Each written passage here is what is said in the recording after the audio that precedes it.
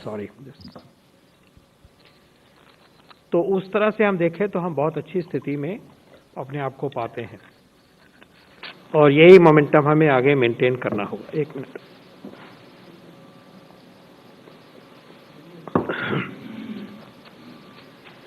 क्योंकि अगर हम मेंटेन करेंगे मोमेंटम तो अब जो वायरस के को हमने आगे प्रेशर पे डाला है उसको आगे सप्रेस करने के लिए हम सफल होंगे।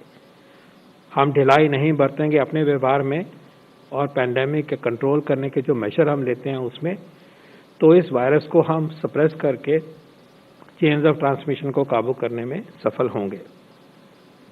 इसी के बीच में एक जो यूके यूनाइटेड किंगडम में वायरस की जो म्यूटेशन की खबर आई है उससे सब आप परिचित हैं और हम समझाना चाहेंगे कि इसको सरकार किस तरह से समझती है और इसके लिए क्या किया जा रहा है। तो सबसे पहले तो ये समझें कि ये म्यूटेशन का मतलब क्या है। जो वायरस के अंदर जो स्ट्रक्चर है आरएनए का, वो एक धागे जैसा होता है। उस धागे के किसी पोर्शन में बदलाव आ जाता है जैसे जैसे ये वायरस आगे बढ़ता है। ये बदलाव आते रहते हैं, ये लगभग हर दिन हर हफ्ते हो रहे हैं। बहुत सारे ऐसे बदलाव का एक मॉलिक्यूल बदल गया, कोई महत्व नहीं होता और उसको हम ड्रिफ्ट कहते हैं। वो चेंज आती रहती है लेकिन उसका कोई सिग्निफिकेंस नहीं होता है और ये हरदम होता है। इन्फ्लुएंजा वायरस में तो इतना होता है हर साल के बाद वैक्सीन ही बदलना पड़ जाता है। तो ऐसा बिहेवियर, ऐसा स्वभाव बहुत सारे वायरसेस का है और इस वायरस का भी ऐसा स्वभाव रहा है। लेकिन अभी जो स्ट्रेन के बारे में चर्चा हो रही है उन वायरसेस में लगभग 17 चेंजेस आई हैं, 70 इकट्ठी सी आई हैं।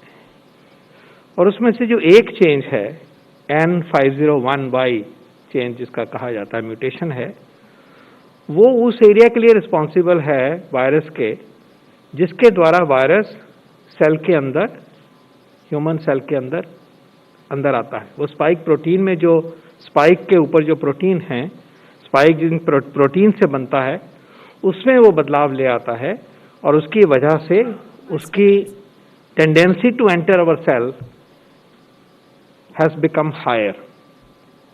तो ये सिग्निफिकेंस है उस म्यूटेशन का। लेकिन ये भी कहना चाहूंगा कि ये म्यूटेशन होते रहते, लेकिन जो ये म्यूटेशन आया है इसके असर क्या हुआ है, इसको जो यूके के रिसर्च साइंस कम्युनिटी ने समझा है और उनसे हमने कब बातचीत करी थी डिटेल में, उससे एक चीज सामने आई है कि ये एक से दूसरे में जाने की जो इन्फेक्शियसनेस है या ट्रांसमिसिबिलिटी है उसको एनहांस करता है। ये बदलाव जो उसके स्वभाव में, उसकी बायोलॉजी में आ गया है।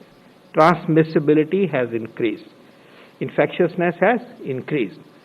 जैसे मान के चलें कि यूके का जो वायरस में आमतौर पे 1 से 1.5 को पकड़ रहा था, मतलब 2 वायरस से जो इन्फेक्ट हुए वो 3 तक पहुंचते थे, लेके उसकी टेंडेंसी में बढ़ोतरी होके वो मान लीजिए कि अब 1 जने से 2 की ट्रांसमिशन होनी शुरू होगी या 2.25 की होगी। ऐसा भी कहा जाता है कि 70% ट्रांसमिसिबिलिटी बढ़ गई है इन वायरसेस में। तो ये एक से दूसरे पे तेजी से आएंगे। आप इनको ये भी कह सकते हैं कि ये सुपर स्प्रेडर बन गया ये वायरस अपने तरीके से, एक तरह से। लेकिन जो और बातें सामने आई हैं उसमें कुछ महत्वपूर्ण बिंदु हैं। पहली बात, क्या जो व्यक्ति इससे इन्फेक्ट हुए उनमें बीमारी ज्यादा सीरियस हुई